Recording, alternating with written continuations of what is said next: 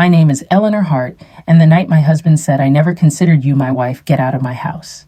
He smiled toward his mistress and slid the deadbolt while the porch light burned a white circle around my shoes. The welcome mat lied. The lock answered with a click. I didn't plead or pound. I put my keys back in my pocket because he'd changed the lock and said only thank you for making this clear. He smirked. Her perfume drifted through the crack. In the glass, I saw a woman who still stood up straight. I walked to the curb with my toothbrush, and the file I kept under the sink behind the cleanser deed copies, refinance papers, insurance, and a yellow notebook where dates lived, without adjectives. I hadn't planned a grand scene. I had planned a lawful return. The street was ordinary America, trash bins out for Tuesday, a flag on a short pole. I called my son. Ben, I need a bed. He didn't ask for details. Front lights on, he said. 5 minutes later, his blue bungalow took me in with a hug I could lean on. I slept on his couch. Mothers don't evict sons from their beds. I set the file box on the table and closed my eyes without crying. Tears are conversations with doors that won't open. At 8:03 a.m., a measured knock sounded polite but official. 2 officers stood with a manila folder. Mrs. Hart, the taller one, asked, "We need to confirm you're safe and ask you to be present while we serve notice to your husband." I nodded. "Say little. Bring paper. Stand where you have a right to stand." I poured coffee into a travel mug, slipped my license into my wallet, and handed over clean photocopies of the deed and refinance. "This will help," Officer Reyes said, tucking them into his folder. Ben's jaw set the way decent men get angry. "Do you want me there?" "Teach your kids the Bill of Rights," I said. He tried to joke, failed, kissed my forehead, and left with his lunch in a paper bag. I rode in the cruiser to keep things orderly. Outside the window, my town moved children with backpacks, a mail truck rattling past the post office. Mine would happen on Maple Lane. On the way, I checked the folder again, habit not worry. Deed copy, refinance homeowner's policy, listing me primary, a log of dates. He left receipts for flowers he didn't bring home. Preparation isn't spite. It's protection against being called hysterical later. We parked one house short, so the driveway stayed clear.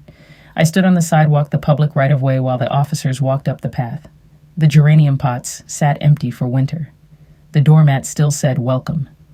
He opened the door in the same monogrammed shirt he wore when he laughed. He looked past the officers to me and smiled, with that thin, pitying stretch that says, he thinks he's still the narrator. "What is this?" he asked, careless as a man opening junk mail. "Good morning, Sir," Reyes said. "We're serving notice. You have 10 minutes to vacate the premises while ownership is verified and safety ensured." He held out the paper. My husband, habit keeps the word alive even when it no longer fits, laughed small at first, louder. Next, playing to an audience he believed he still had. "We don't do theatrics," Reyes said mildly. 10 minutes. Colin set his watch. "I pay this mortgage," he said. "She's a guest who wore out her welcome." He gestured toward me, but stayed on the threshold. I spoke for the first time. "My name is on the deed. Your name is on the refinance. Both signatures, both responsibilities. But possession belongs to the person who didn't lock the other one out." My voice was steady the way it is when I read aloud at the public library rules written long before either of us arrived. The mistress came into view wearing a robe I had not bought. She blinked against daylight. "Is this necessary?" she asked. "It is lawful," Colin said. "Necessary is decided long before we get called." He reached for his phone. "I'm calling my lawyer." "Do," I said. "Mine's already awake." He faltered. In that small hitch, I saw what I needed. He knew this wasn't theater. He glanced down the hall toward cufflinks and good shoes, then toward the garage. He was counting roots the way I had counted statements. 8 minutes, Reyes said. He tried his old tactic, the disappointed teacher routine. "Eleanor, you're being dramatic." "Not today," I said. "Today I'm being specific." He went upstairs. Drawers opened. Closets thudded. The mistress hugged herself, a woman who mistook cruelty for confidence and now felt its draft. I didn't hate her. Hate takes room I needed for standing. Neighbors appeared as neighbors do when official cars park quiet, a man in a robe with a coffee mug, a woman in leggings walking a dog. He came down with a duffel, then another, then realized he had packed too much pride and not enough socks. Reyes opened the door wider, careful on the steps.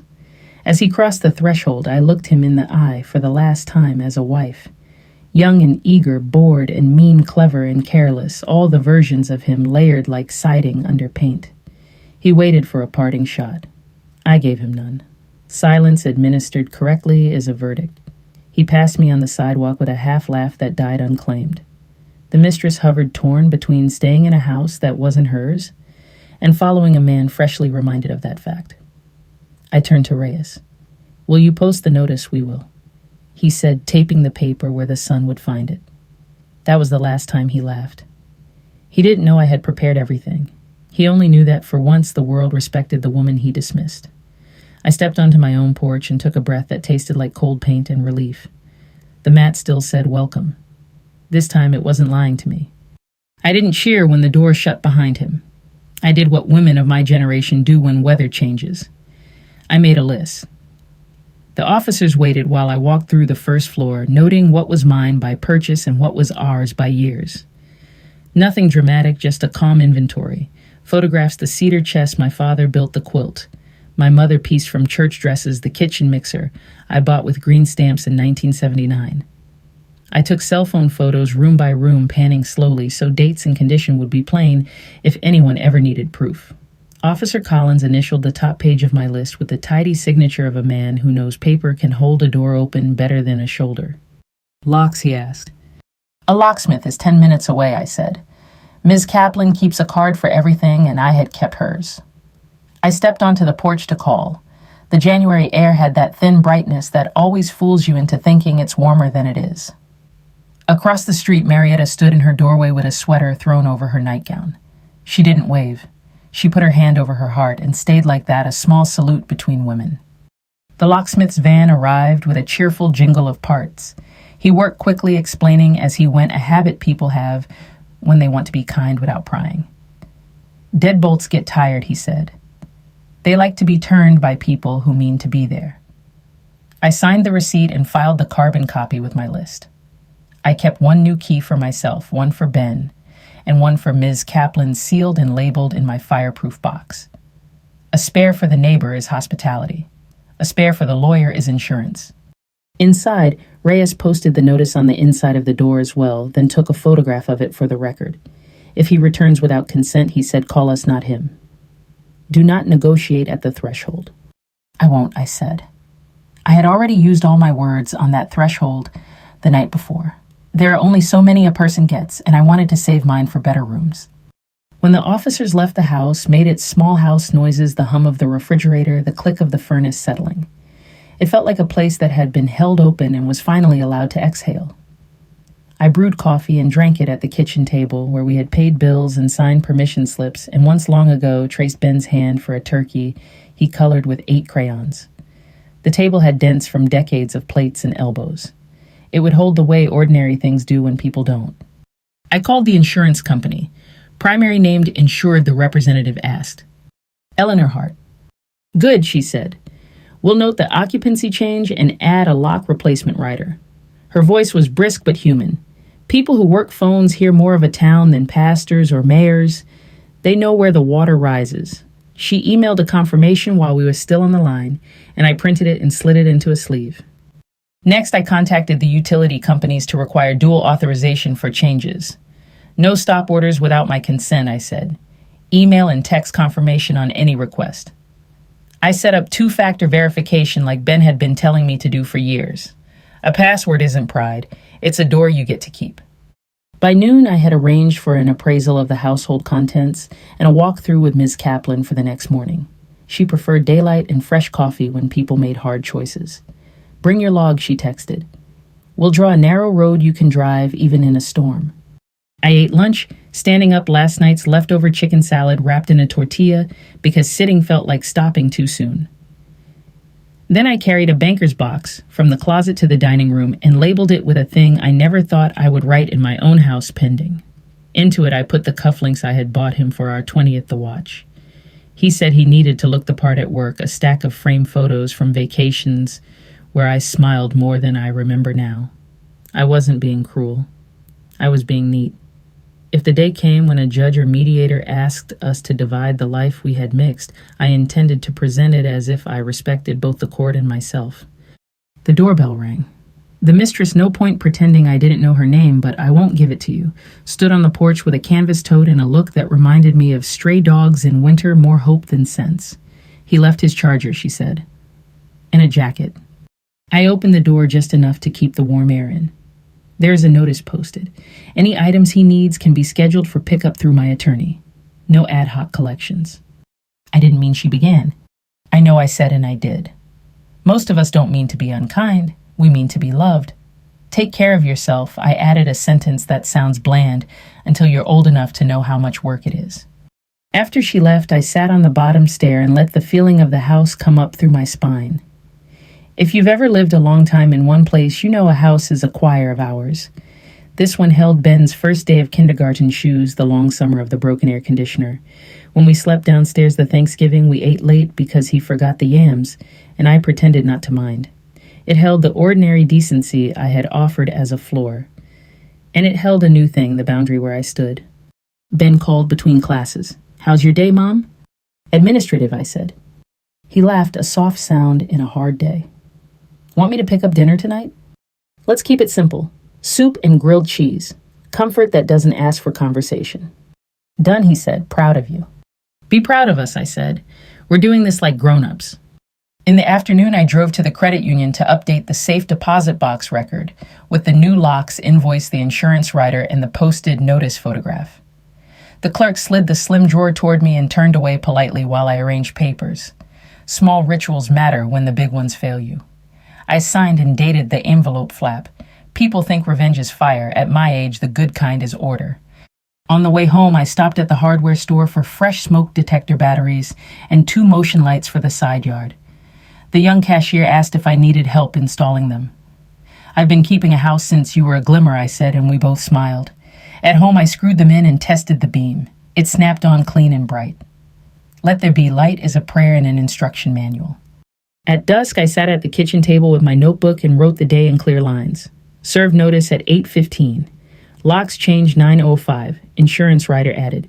Utilities secured. Attempted retrieval by third party declined to schedule without counsel. No adjectives, just the skeleton of a day that could stand up straight if questioned. When the streetlights clicked on, the house settled into its old evening posture. The furnace sighed. The cardinal that visits the feeder jabbed once at the empty tray and flew to the maple. Ben came with soup in a paper bag, kissed my temple, and fixed the squeaky hinge on the pantry without making a show of it. We ate at the table without talking much. Sharing silence is a luxury I wish younger me had known to demand. Before bed, I walked the perimeter stove off doors, latch window locks, turned down. I laid the new key on the dresser like a small medal, no one need pin on me. In the mirror, I saw a woman with a steady mouth, a back held by an invisible string, and eyes that had stopped asking the wrong person to see them. I did not celebrate. I rested in the factual relief of a boundary kept. Tomorrow would bring lawyers and lists, and perhaps more foolishness. Tonight brought a door that fit its frame and a lock that turned for the person who lived here. Revenge, if you insist on the word, looked like safety and sounded like a quiet house keeping me. Morning brought a square of sun on the kitchen floor and the kind of quiet that has weight to it. I made coffee, fed the cardinal, and laid out the folder for Ms. Kaplan on the table. Log notices, insurance rider. Lock invoice utility confirmations photographs. When you're my age, you learn that the way to keep panic from moving in is to give it chores. At 8:15, her sedan eased to the curb like someone who has parked in front of too many hard houses. She carried no briefcase, just a yellow legal pad and a pen. Good morning, she said, eyes taking in the posted notice, the new hardware. The neatness that says a woman intends to be believed. She set her pad down at the table and looked at me the way a good nurse looks at a patient, steady without pity. Walk me through, she said. I started at the threshold as if we were checking exits for a fire drill. Notice served at 8:15 yesterday. Locks changed, insurance updated, utilities secured. Attempted retrieval by third party declined without counsel. Inventory in progress. She nodded, wrote 3 words, possession protection paper, and drew boxes around them. We'll file for temporary exclusive possession and a no harassment order today, she said. It's not a restraining order, unless there's a threat of violence. This is about peace in the property. If he needs to get anything, we schedule it. Sheriff's standby if necessary. I poured her coffee. She didn't touch it. Bank, she asked. Credit union, I said. Joint checking for the mortgage and bills. I've already required dual authorization for changes on utilities. I have my own small savings. No joint credit cards. The man preferred to swipe alone. We'll freeze the joint card accounts if any pop up, she said. You're going to open an individual checking today and move your direct deposit Social Security or wages into that. You will not starve in your own kitchen. We always split the mortgage, I said, hearing the old habit in my voice, ours, we together. We always paid on time. We will keep paying on time, she said, because the house is not an argument. It's shelter. We'll ask the court to order temporary support if needed. He can be angry on his own dime. The doorbell rang. I let the chime finish itself and looked at her. She lifted a hand. Your choice. But remember, no threshold negotiations. Through the glass, I saw a florist truck and a young man in a ball cap holding a bouquet fat with lilies. He read the posted notice, then rang again. I opened the door 3 inches. The lilies smelled like a funeral home. For Eleanor, he said. Please return them, I said. No delivery accepted. He hesitated, fiddled with the little slip tied to the ribbon. I could have read it. I didn't. He shrugged in that decent, embarrassed way of small-town boys and carried the flowers back to the truck. Good, Ms. Kaplan said. We're not doing his script. She moved room to room with me, not to snoop, but to see what a court would see. Photographs down, she asked, noticing the blank rectangles where a life used to hang. In a box labeled pending, I said. Keep it that way, she replied. Judges like calm houses. In the dining room, we sat again. She slid a template from her pad, a list of proposed temporary orders, exclusive possession, third-party retrieval protocol, no harassment joint.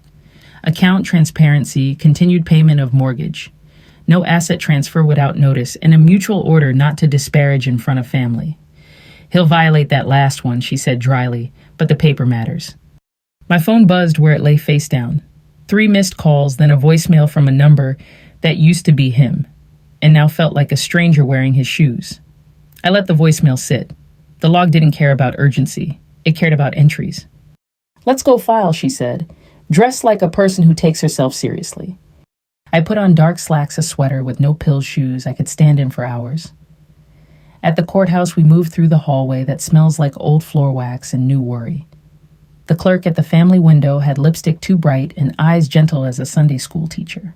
We filed the motions, paid the fee, and got a stamped piece of paper that said, in effect, you do not have to live at the mercy of a mood. On the way out, my phone rang again. I stepped to the side and hit play on the voicemail. His voice, tired, glib, filled my ear. Eleanor, this is stupid. You embarrassed me in front of the whole block. That cop had a stopwatch. Since when is 10 minutes? How we end 35 years, call me. We can work something out. You always overreact.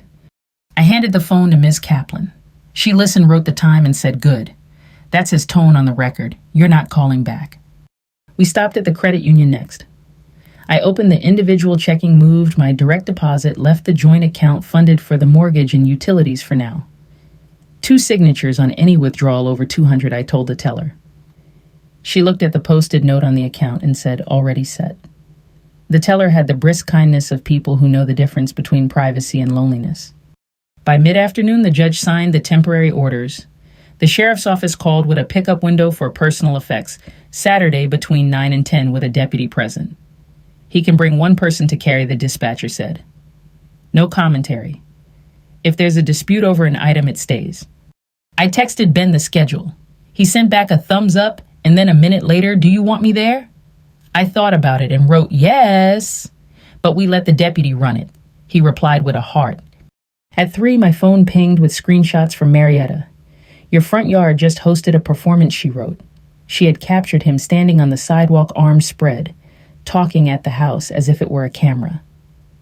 The mistress hung back thin in a sweater, her eyes looking anywhere but at the posted notice. He pointed at the window, where our Christmas candle sits every December, and said something that made his mouth go mean. I didn't turn up the sound. I added the time to my log and wrote appeared in front yard, perform grievance, no contact initiated. At 4, the utility company texted me, attempt to change account status decline due to dual authorization. I printed that too and slid it into the sleeve labeled today. When the phone rang again, I let it go to voicemail. The second message was shorter, uglier. the kind of litany men deliver into windshields when the woman they have named as their problem refuses to play her part. I did not dignify it with ears.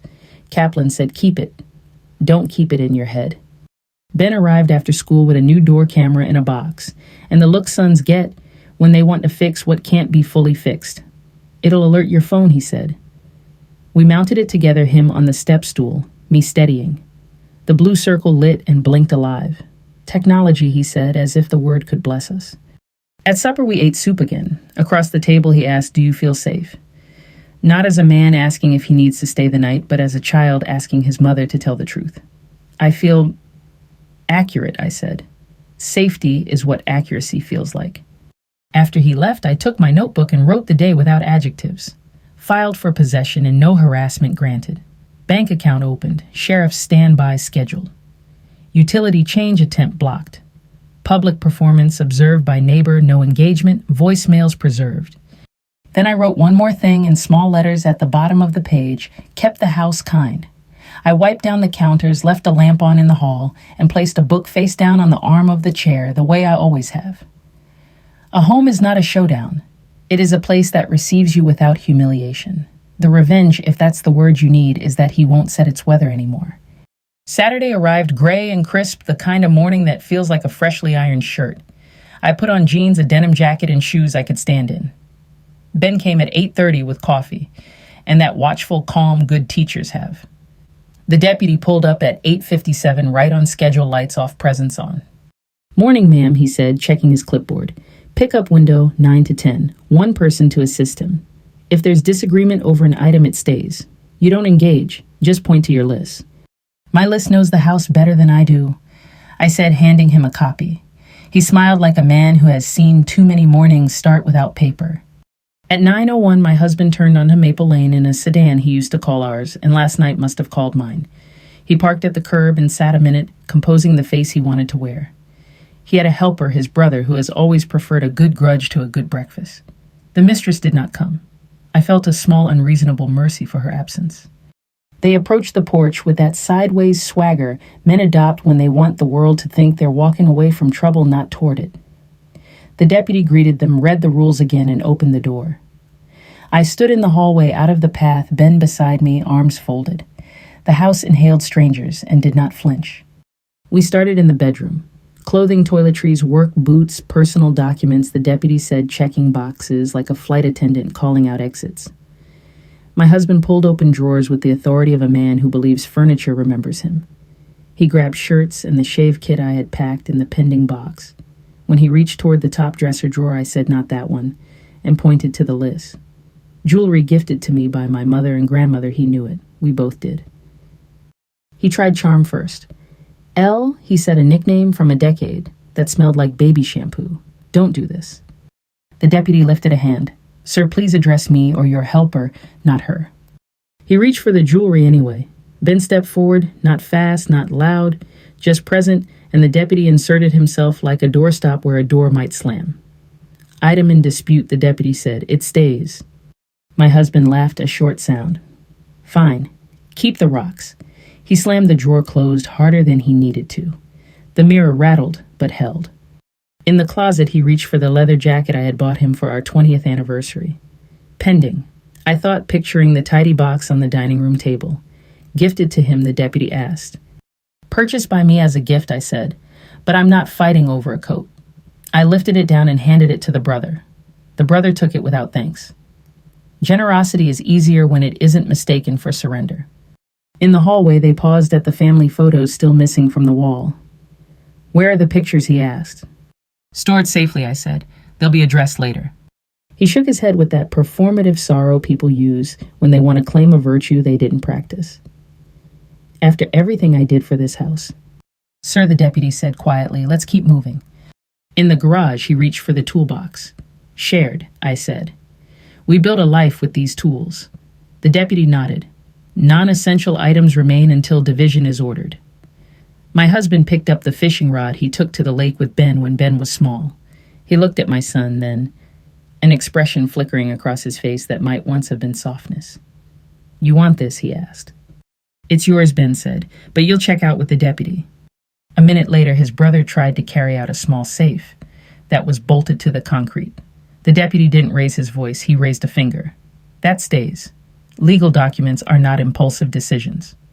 Back inside, we moved to the bathroom where he swept cologne and hair product into a duffel like a man casting a net. In the kitchen, he reached for the espresso machine he'd used twice. Gifted to me by my sister, he said quickly. Receipt, the deputy asked. He stopped. It was a birthday, he muttered. Item in dispute, the deputy repeated. It stays.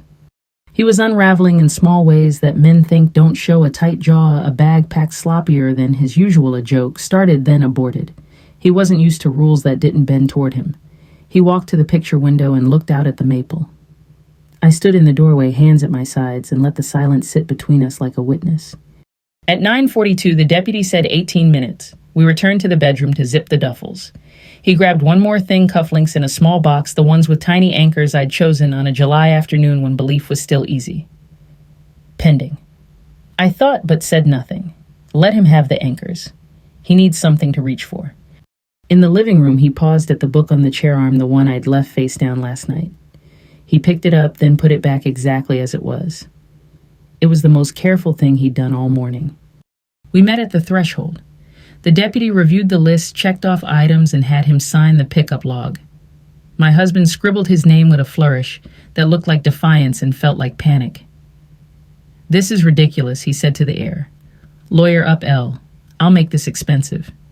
You already did, I said softly, not as a taunt, but as a fact. He stepped outside. The brother carried the duffels and the jacket. The deputy posted a second copy of the pickup protocol beside the first notice taped square and corners smooth. I have never loved a tidy rectangle so much in my life. On the sidewalk, he turned and tried for an audience he didn't have.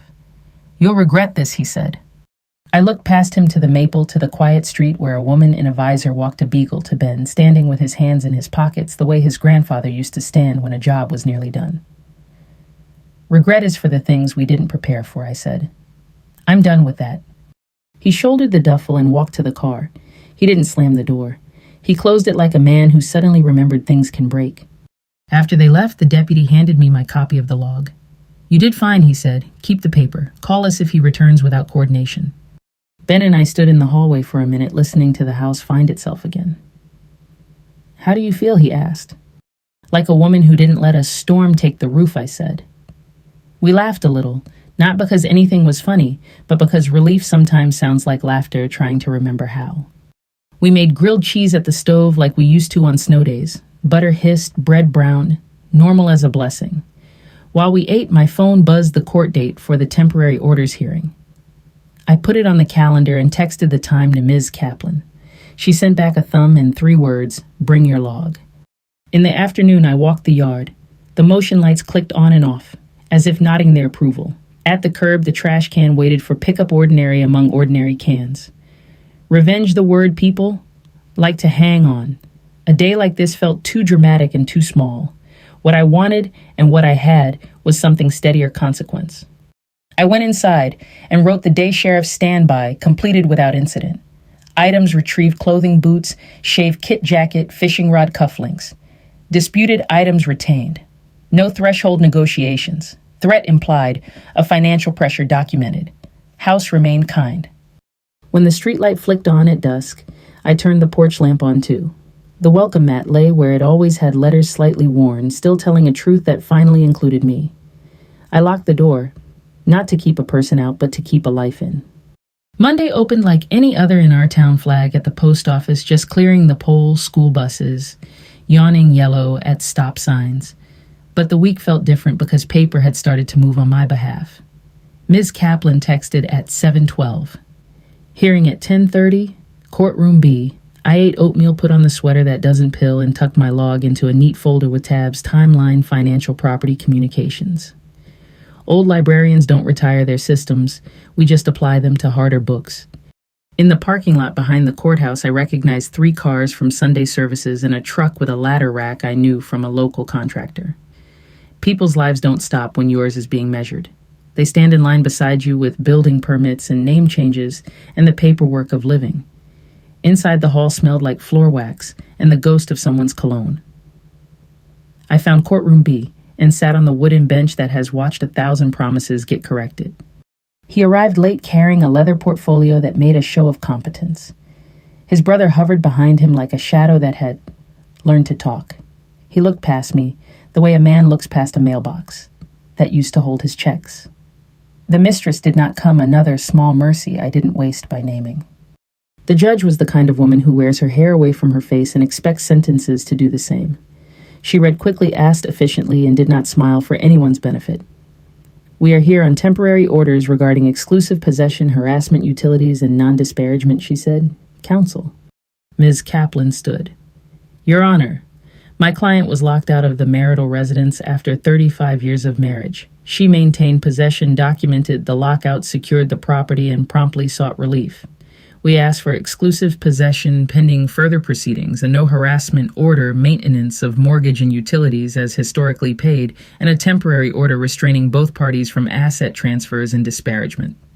His lawyer, a younger man with shiny shoes and an expression he practiced in the mirror, cleared his throat. Your Honor, this is an overreaction. My client pays the mortgage. He was exercising his right to ask a guest to leave. The judge didn't look up. A spouse is not a guest counsel. Don't give me a principle that collapses under its own weight. Ms. Kaplan slid a copy of the posted notice into the evidence tray, then my log. Dates times no adjectives, she said.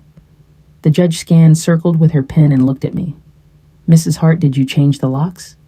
I did, Your Honor, after service and in consultation with counsel. Keys provided to counsel upon court order if required. He tried to interrupt. She held up her hand slightly. You'll have your turn. He got his turn and spent it the way he spends money, quickly, loudly, hoping the noise would confuse me. She humiliated me, he said. She called the cops like I was a criminal. The police aren't a judgment. They're a boundary, the judge said, and you are in a courtroom now, not a sidewalk. She signed the temporary exclusive possession order as if she were pouring water into a glass. Possession to Mrs. Hart. No harassment, including calls, texts, or third-party messages. Mortgage and utilities continue as historically paid. No asset transfers without written notice and court approval. Pickup of personal effects by sheriffs standby as needed. Her pen paused. Both parties will not disparage the other in public or private to family. Violations will be sanctioned. He started to protest again. The judge's eyes met his. Sir, this is a temporary order to stabilize a situation you destabilized at a door. Spend the week getting your balance back. The gavel was a small sound in a room already listening. Outside in the hallway, he moved fast to catch up with me. Eleanor, he said, aiming for plaintive and hitting petty, we could have kept this between us. We tried between us for years, I said. Court is just daylight. He leaned in, the old pressure in his shoulders. You'll pay for the lawyer, he said.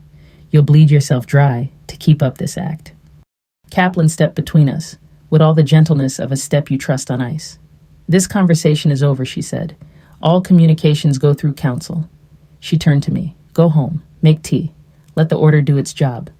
At home, I hung the stamped copy of the order in a sleeve behind the pantry door, where the family calendar used to live. Protection is a kind of calendar, too. I made tea, sat at the kitchen table, and watched a dust mote spin in the shaft of late morning sun, like it had never heard of temporary orders. I wrote the day in my log, order granted. Communications halted through counsel. Stability restored. By afternoon, the community machine had started to grind and squeal the way small towns do when someone's story rolls through a coffee shop. Marietta texted a screenshot of a post his brother had made, 3 lines of grievance baited with insinuation, no names, but no mystery either. I didn't respond. Kaplan emailed, do not engage. The order forbids disparagement. Let them test it. I put the printout behind the tab labeled communications and went to sweep the porch. Work helped. I wiped down the baseboards, shook out the kitchen rug, and set aside a bag for donation pans. We never used a duplicate set of measuring cups. In late afternoon, I baked a pan of cornbread, because warm bread calms the house and because Ben loves the corner piece. He stopped by after school with a stack of essays to grade and installed a second motion light near the driveway. You don't have to keep doing, he said gently. I know, I said, but doing keeps me from undoing. The phone rang. I let it go to voicemail. Kaplan later forwarded a transcript from his lawyer. Client requests access to retrieve business records. She replied, provide specific list, schedule sheriff standby. The reply came back as bluster disguised as a list files, papers, office things. Kaplan wrote specificity or no entry. I smiled and underlined the word in my notebook. Specificity has been my best friend since the day he changed the locks. At dusk, the new door camera pinged. On my phone, a thumbnail image bloomed, two teenagers tossing a basketball in the street, the ball smacking the pavement with that hollow town sound of mother calling them in for dinner. The feed switched back to the still porch. I felt the ache and the comfort of continuity. My life had cracked. The neighborhood kept its beat. After supper, soup again. I am unashamed of repetition. I sat with my bills. I wrote checks the old way because it slows you down and gives a day substance. Mortgage, insurance, the donation to the food pantry I always make when I feel the need to remind my soul that scarcity is not an identity. I wrote a second small check to the church's benevolence fund with a note for light bills. The world had lit mine often enough. The doorbell rang once, polite. I checked the camera and saw the young officer from the First Morning Collins holding an envelope. I opened the door. "Evening, ma'am," he said. "Just wanted to drop a copy of the incident report and the order for your records. We also noted a social media post from a relative that might violate the no disparagement clause. We forwarded it to counsel." "Thank you," I said. He tipped two fingers near his temple, like a man tipping a brim he wasn't wearing, then left. Small courtesies carry a town further than big speeches. I filed the report, wrote in the log, and poured myself a glass of milk the way my grandmother did when the day had asked more than it should. Before bed, I stood at the window and watched the motion light paint the driveway as a squirrel tested the edge of the yard. Ordinary creatures living ordinary evenings. That was all I had ever wanted my marriage to be, a modest safety, a light that came on when you needed to see the steps. The revenge everyone keeps naming is just that light staying mine. Before I turned out the lamp, I placed tomorrow's outfit across the chair slack sensible shoes. Kaplan would want me steady for the next round of paperwork. I set the house alarm, slid the new key into the dish by the door, and felt the weight of it settle like a small honest coin. I slept without dreams. Morning would come as it always does, with coffee and mail in the quiet arithmetic of a woman keeping her life balanced. I was not plotting, I was practicing. The difference at my age is the whole story. The next days were not fireworks. They were paperwork that landed where it needed to. Consequences rarely arrive with fanfare. They come in envelopes that say certified and in emails that begin with pair our conversation. I started Tuesday by sweeping the porch and listening to the town's morning sounds, the rumble of the trash truck, the low whistle from the rail yard, a dog declaring itself to the day. When the mail came, the carrier handed me two things, a pale green notice from the court with our case number in the corner and a certified letter from his attorney titled Demand. I signed for both and took them to the kitchen table. The notice set a case management conference for 3 weeks out. The letter demanded access to business records again, plus a list of items that might have been lifted from a catalog stereo espresso machine, power tools, frame photographs. Specificity is a discipline, Ms. Kaplan had said. I scanned and emailed her the letter. She wrote back within the hour, "We will require serial numbers and receipts. Sheriff standby only." She also attached a draft financial disclosures packet, assets, liabilities, income, expenses. It looked like a tax return that told the truth about habits. "Fill it out tonight," she wrote. "Accuracy is armor." I made tea, sharpened a pencil, and started. Mortgage payment, utilities, groceries, gas, medical, co-pays. Our life had been ordinary and not cheap. I listed my wages from the library. I listed the small pension from years ago when benefits came in mailed booklets instead of apps. I did not list shame or fear. They are not deductible, and they don't belong on forms that ask only for facts. At 10, the credit union called. "Ms. Hart, we have an attempted online transfer from the joint account to a new external account ending in 1197. The representative said in that careful tone institutions use when money is trying to move without permission. Per your instruction, we've placed a hold and require in-person signatures." "Thank you," I said, and wrote the time and the last 4 digits in my log. I emailed Ms. Kaplan. She replied, "Good. We'll fold it into the order, no transfers without notice." By lunch, an appraiser arrived to inventory household contents for insurance and eventual division if necessary. He was a retired shop teacher who had seen more kitchens than most families do. He moved room to room with a small flashlight and a clipboard naming things with plain language, maple table, serviceable scratches typical. Mixer vintage but working. Quilt handpiece sentimental value exceeds market value. He didn't touch the pending box. He didn't ask about photographs. When he finished, he handed me a copy and said, "Take pictures of the serial numbers on anything with a cord. It saves arguing later." At 2, Kaplan called. "I filed a motion to enforce the no disparagement order," she said. The brothers' post crossed the line. The judge set a brief hearing for Friday. "You don't have to speak. Just be present." "I can be present," I said. Presence had become a practice show upstand, where you have a right to stand, let the paper speak. I spent the late afternoon at the library desk because schedules don't stop for sorrow. Mrs. Whitaker came in for the large print mysteries and told me her knee hurt less when she read about other people's problems. A second grader asked for books on trains and whispered like it was a secret that he could now read the word caboose without help. I stamped due dates, recommended a memoir about starting over, and put 3 tax forms in the rack near the door. When I told Kaplan I would be at work until 6, she said, "Good, lives continue." That evening, an email landed with the subject line, "Settlement Offer." It was 3 paragraphs of theater disguised as generosity. If I surrendered the house, he would allow me to keep my car, my retirement account, and selected household goods.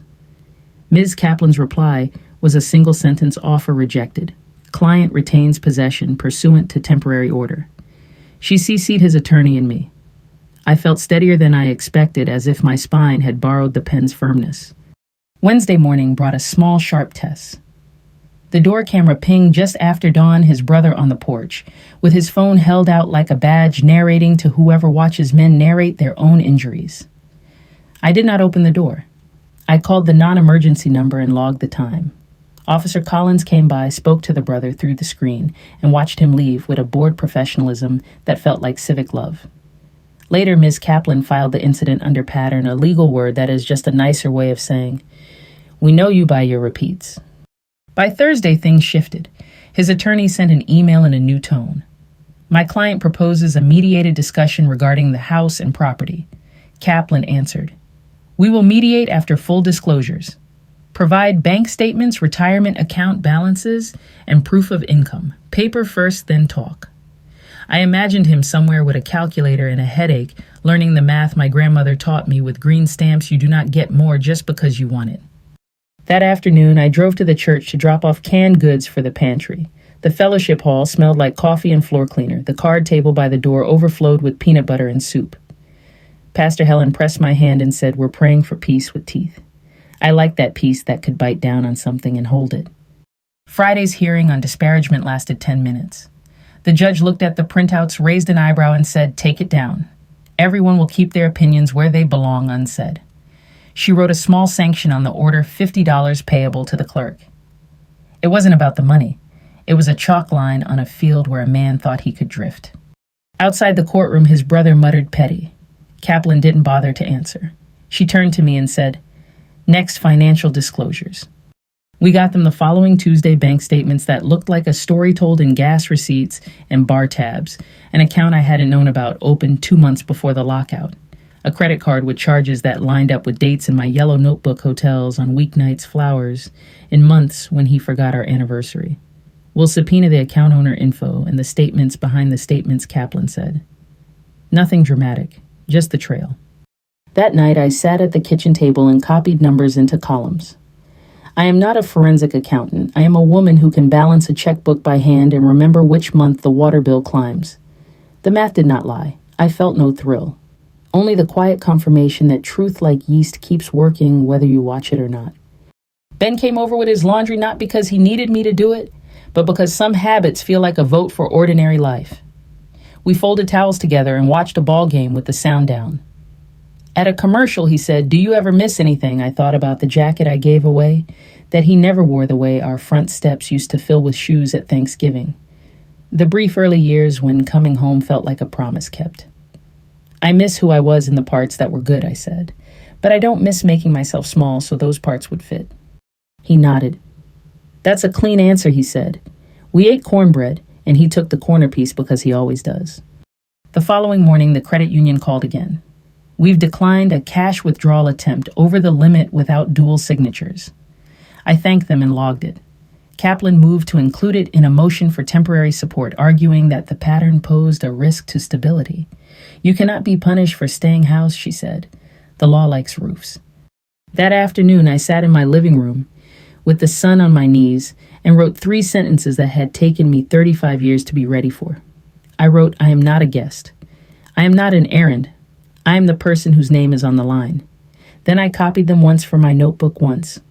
On a slip I taped inside the pantry behind the order, and once on an index card in my purse for the day. I would have to say them out loud to a person who doubted. When the door camera pinged at dusk, it was only a neighbor child bringing a flyer for the school play. I bought 2 tickets and asked if the kids needed cookies for the bake sale. She said yes, in the way all small people say yes to cookies, and I baked 3 dozen that night, leaving the kitchen warm and the house smelling like I'd chosen sweetness on purpose. Revenge is a word people like to use when they see a woman stand up straight. Maybe it fits other stories. Mine felt like a series of small, unglamorous rites exercised in order keys, paper, boundaries, breaths. The gas people love at the movies happened at my door the morning the officers said 10 minutes. Everything after that, the part that lasts, is steadiness. By the time the case management conference arrived, the weather had softened and the maple in our yard wore a haze of green like a promise it could keep. Paper had kept its rhythm motions filed. Disclosures exchanged, small sanctions entered like chalk marks after fouls. Ms. Kaplan said we're close to a settlement if we keep our feet under us. I kept mine planted on linoleum and truth. In courtroom B, the judge looked down at us, the way a teacher looks at a class that has finally stopped passing notes. Mediation first, she said. If you can decide your life with the help of a neutral, do that. If not, I'll decide it with the help of the law. She set dates with a pencil as if grace might require erasing. Mediation happened in a beige room that smelled faintly of coffee and copier ink. The mediator, a retired magistrate with the patience of a farmer, sat between 2 tables like a fence post. He started with the rules. We're not here to relitigate character, he said. We're here to divide a life you mix together. Mrs. Hart will speak then. Mr. Hart, then counsel, will translate your desires into numbers and deeds. I spoke in the order I'd learned: house, utilities, safety, stability. I want possession of the home, I said. I will refinance if the court requires. I want to keep my car, my pension, the ordinary contents of a kitchen and bedroom. I want the utilities stable and no harassment. I want to be left out of street performances. His lawyer coughed into his fist. My husband tried on the face he used for church hurt, patient long-suffering. I paid the mortgage, he said. I improved that house. She can have the car and the quilts and her job at the library. I want the house. The mediator turned his palms up, a gesture old men on porches use when they stop arguing weather. Sir, the court has already granted temporary possession.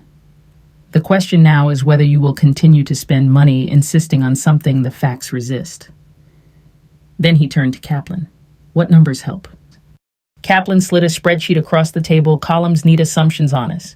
Equity as of last appraisal, mortgage balance, her income, his income, retirement account balances, the account he opened 2 months before lockout, the joint account attempted transfer, the credit union blocked. The mediator nodded. Numbers felt like a floor. We caucused in separate rooms, him with his shiny shoes, lawyer me with Kaplan, and a thermos of coffee Ben had sent along like a talisman. Kaplan's pen wrote while she spoke. We offer, she keeps the house and her car. He keeps his truck, his tools. His retirement accounts minus an equalizing payment payable over 12 months. Mortgage remains current. Each retains personal effects as inventoried. Mutual release of future claims. No disparagement. No contact except through counsel. If he violates, consent to immediate sanctions. I signed the offer with a hand that didn't shake. Across the hallway they argued, then calculated, then texted someone who wasn't in the room. I pictured the brother. I pictured the woman in the sweater by the curb waiting for ransom in the shape of a life a man couldn't afford to deliver.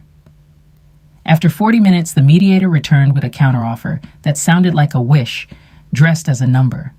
Kaplan crossed out 3 lines, adjusted a figure by $200, and added a sentence that started with the word immediate. We are not doing grace without teeth, she murmured. At noon, the mediator leaned back and exhaled. We have a deal, he said, tapping the page.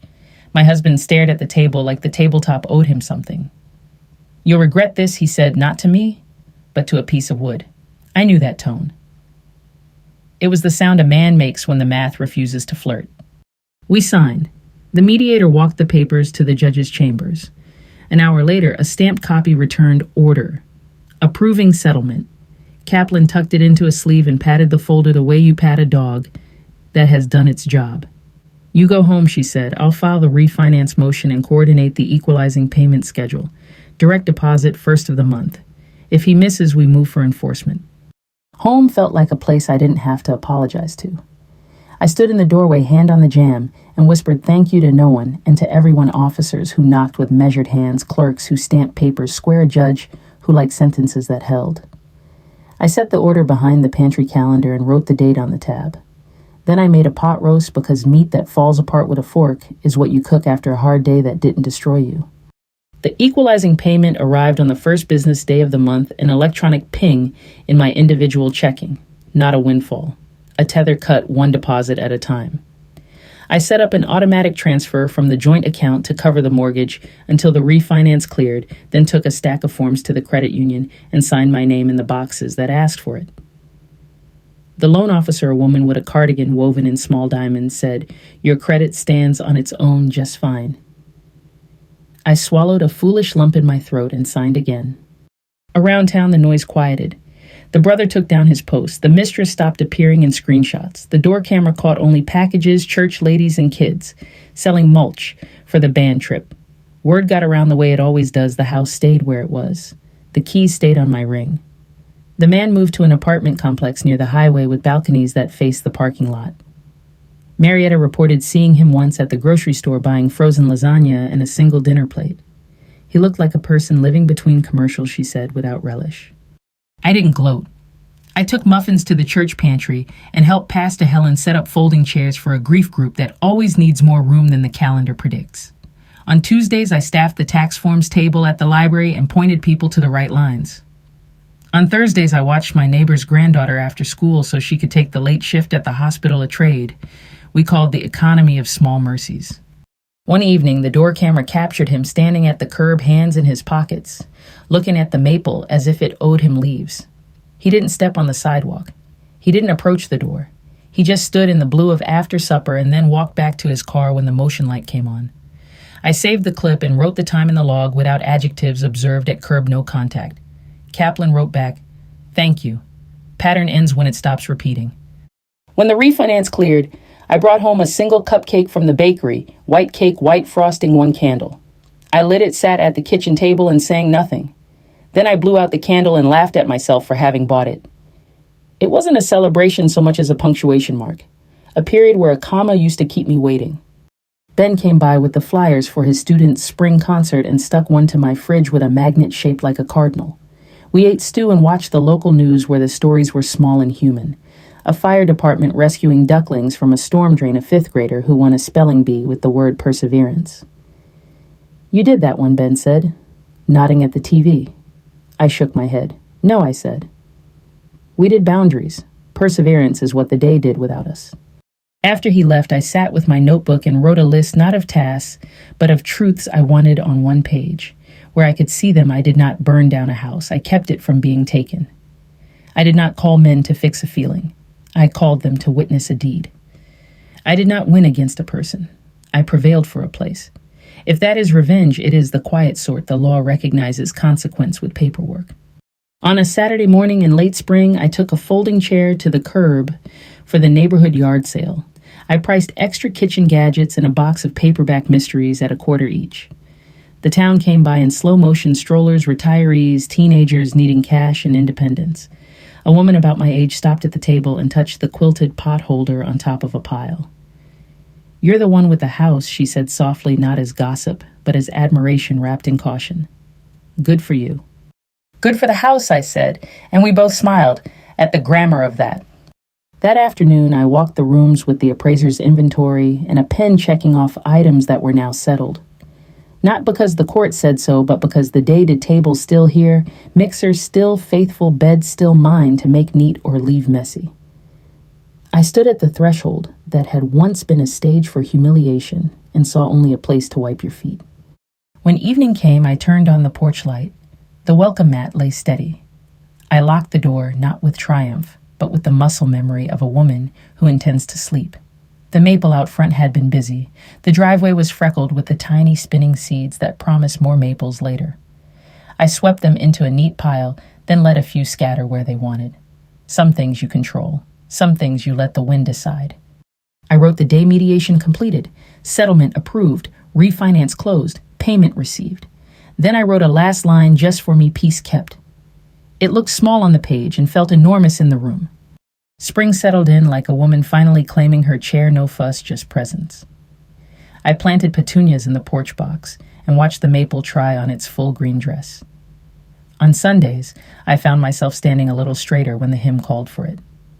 On Tuesdays, I shelved returns in the large print section and recommended stories where people start over without turning themselves into strangers.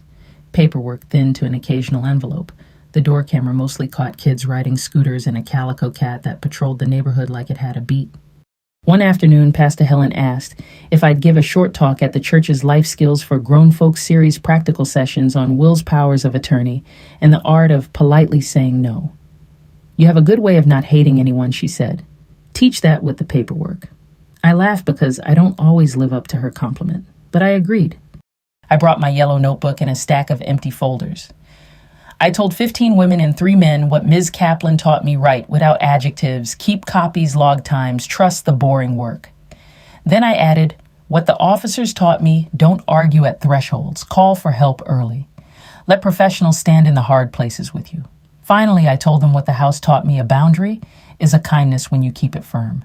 We practiced saying, that won't work for me, until the sentence stopped sounding rude and started sounding like a porch light turning on. Afterward, a widow in a blue cardigan touched my arm. You didn't scorch him, she said. You just turned off his access. I nodded. Consequence is not the same as revenge. It just looks like it when you're used to giving away your share of the quiet. The first summer storm rolled through on a Thursday. The lights blinked, the rain hustled across the street in sheets, and somewhere down the block, a transformer popped. I lit 2 candles on the kitchen table and made a cold supper, sliced tomatoes, cottage cheese, cornbread from yesterday, buttered and eaten with a fork. The power came back in time for the 9 o'clock news. I turned off the lamp anyway and sat in the hush. I thought about how many nights I'd spent waiting for a garage door to rumble or a text to half promise. Waiting is a habit like any other. You can break it. You replace it with showing up for yourself. He called once in July. It came through Kaplan's office first, his lawyer asking whether I would meet for coffee to talk like adults. Kaplan's reply was firm and kind. No direct contact. If your client has business, put it in writing. Later that week, a single voicemail arrived from a number I didn't know. I drove by the house, he said. The maple looks good. I saved it not as a keepsake, but as part of a record that had done its work. Then I made 2 pies for the church bake sale because grief and gratitude both bake well at $3.75. On a Saturday in August, Ben installed a ceiling fan in the back bedroom so the air would move without the air conditioner having to do everything. We worked silently like people who have found a rhythm after a long, loud season. When we finished, he lay on the floor for a minute looking up at the blades. You could sell tickets to this piece, he said. Piece isn't for sale, I said. It's rented month to month with good habits. He nodded like a man who has paid rent in more than money. Late summer turned the maple dark and full. On my morning walks, men in ball caps waved from driveways and women in visors counted their steps with the seriousness of pilgrims. The grocery store replaced the end cap display from grilled charcoal to school glue. At the library, I set out tax extension forms for those who needed a little more time to tell the truth. A second grader brought me a picture of a train and said I can read caboose out loud now. I told him he'd earned the right to hear it often. When the final payment landed in my account, the last Heather Kaplan sent a 1-line email, "You are square." I printed it and tucked it behind the pantry door with the others, then made a copy for the safe deposit box, because a page that has carried you deserves a twin. I didn't buy a cake this time. I took a nap on the couch with a light throw over my knees, woke to afternoon sun, and made a cup of tea that tasted like a blessing you can pour for yourself. A week later, I sat on the porch with Marietta while the sun slid down behind the houses. She asked if I ever thought about dating. I laughed so hard I wheezed. I'm dating my house, I said. We take long walks through the rooms and he never changes the locks. She snorted and said, You always can make me cackle at the edge of crying. School started. Ben sent a photo of his homeroom on the first day, two big backpacks, two bright sneakers, faces trying on seriousness and failing in the best way. On Fridays, I drove to his campus after dismissal with a cooler of popsicles for the teacher's lounge. Small sugar for people who spend themselves on other people's children. Some nights still pricked the remembering nights, the what-ifs that creep in like mosquitoes. I had a rule for those. I made a pot of soup and froze 2 quarts because a future evening would be saved by work done on a hard night. I also had a sentence I kept on the pantry door. I am not a guest. I am the person whose name is on the line. When I read it, my shoulders lowered half an inch without my permission. The body keeps its own minutes. If you're listening because your porch light has shown you more than you wanted to see, here's what I learned. Make a file before you make a scene. Write down the facts when your feelings want to run the show. Ask for help from people whose job is to hold doors steady. Stand where you have a right to stand. Do not confuse noise for power. Do not confuse silence for surrender. Some of us were taught to keep the peace by swallowing it. There's a better way. Keep the peace by setting the table and saying who is welcome and when. On a cool evening in early fall, I hosted the neighbors for chili on the lawn. Folding tables, plastic bowls, cornbread wrapped in a towel, church ladies arguing about the right amount of cumin. Kids played flashlight tag. The maple shed a few leaves early, a gold confetti that didn't ask for cleanup yet. I looked at the house where I had been humiliated and then restored at the street that had watched without gawking at people who knew enough to mind their business and bring extra sour cream. I felt a quiet that had no audience and needed none. Before we went in, Ben stood beside me and bumped my shoulder with his. You did it, he said. We did it, I answered, because the truth is never lonely in a life that kept its friends. If this story found you at a kitchen table with a pile of mail and a heart you're trying to keep inside your ribs, I hope it handed you 3 small tools: paper, posture, and patience. Paper because memory gets bullied. Posture because dignity has a spine. Patience because consequence walks instead of runs. Share this with someone who needs a porch light. And if you want more stories where ordinary people keep what's theirs and find a little peace with teeth, you're welcome to sit with me again. Bring your notebook. We'll make a list. We'll make a life.